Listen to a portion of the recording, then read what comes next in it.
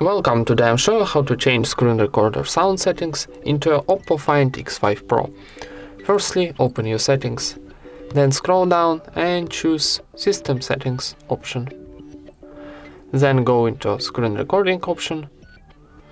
And now, first block option in the list will be Sound option. Record System Sound, this position it's activate this option, and Record Microphone Sound, tap OK. This position like gray, it's turn off this option. So for example, if I want to choose record microphone sound, activate this, tap OK, and you don't want to record system sound, turn off this option. And that's it.